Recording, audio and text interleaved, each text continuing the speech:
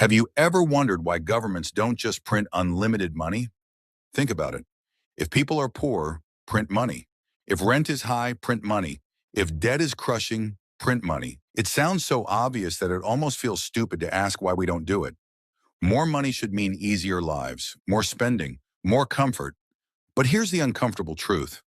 Printing money doesn't solve economic problems. It delays them and often makes them worse. Today, I'm going to explain this. No complicated terms, no politics, just logic, stories, and real history. By the end, you'll understand why just print more money is one of the most dangerous ideas that sounds smart. What money really is. Let's start with something basic. Money is not valuable because it exists. A dollar bill is just paper. A bank balance is just numbers on a screen. Money works because people believe in it. You accept dollars because you trust that someone else will accept them tomorrow. They can buy real things. The system behind them won't collapse overnight. That trust is everything. The US dollar is what's called fiat money. That means it's not backed by gold or silver. It's backed by the US government, the economy, and public confidence. Once confidence breaks, money breaks. That's why money is powerful and fragile. Money is not wealth. Here's the biggest misunderstanding people have. Money is not wealth.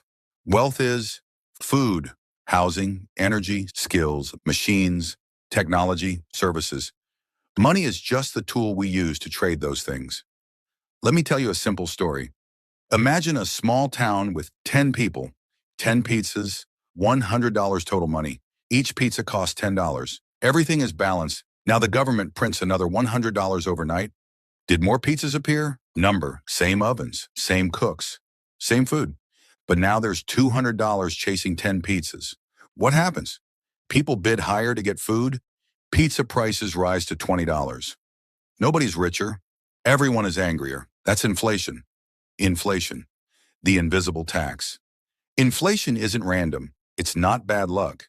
Inflation happens when money grows faster than real production. When prices rise, savings lose value. Paychecks lag behind. Fixed income workers suffer most. Inflation doesn't knock on your door and announce itself. It quietly eats your purchasing power. This is why inflation feels worse than official numbers. Your rent might rise 12%. Groceries might rise 15%. Healthcare might double. But your salary, maybe 3%? That gap is where stress lives. Just give everyone money. Some people say, okay, but what if the government just gives everyone money equally? It sounds fair, but fairness doesn't cancel math. If everyone suddenly has more money, demand rises instantly. Supply takes time to increase. Prices jump first. And this is why stimulus feels good at first and painful later. Short-term relief, long-term pressure. Money printing treats symptoms, not causes. History warns us. This isn't theory. This has happened before. Germany, 1920s. After World War I, Germany owed massive debt. Instead of raising taxes or cutting spending, the government printed money. At first it helped, then prices doubled, then doubled again, then doubled daily. People were paid twice a day so they could spend money before it lost value. Wheelbarrows of cash bought bread. Savings vanished. The middle class collapsed. Hyperinflation destroyed trust, instability. Zimbabwe, 2000s. Zimbabwe printed money to cover spending. Inflation reached billions of percent. Money became meaningless. Barter replaced currency. The economy froze. These outcomes weren't accidents. They were inevitable results. But the US is different. People often say, that won't happen in the US. And they're partly right. The US has a strong economy, global demand for dollars, powerful institutions. This gives the US more room to print money, but not unlimited room. Economic laws don't disappear because a country is powerful. They bend, then snap. Why central banks print money at all? So why does the Federal Reserve print money? Because sometimes the economy is bleeding. During crises, businesses shut down. Jobs disappear. Credit freezes. Printing money during emergencies can prevent collapse. This is called quantitative easing. The Fed buys assets, injects liquidity, and lowers interest rates. It's emergency medicine, not daily food. Use it too long, and side effects show up. The pandemic lesson.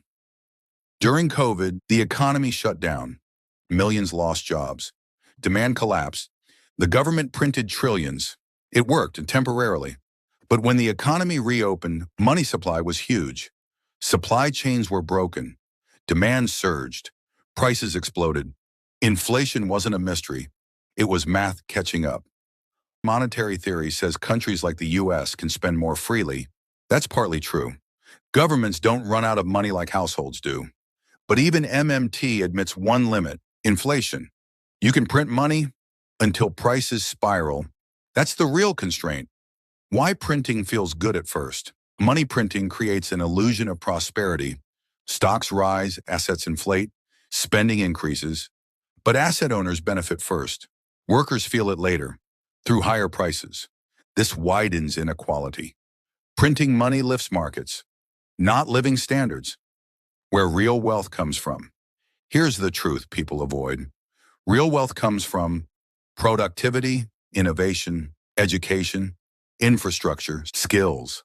Countries grow rich by producing more, not printing more. Money is the scoreboard.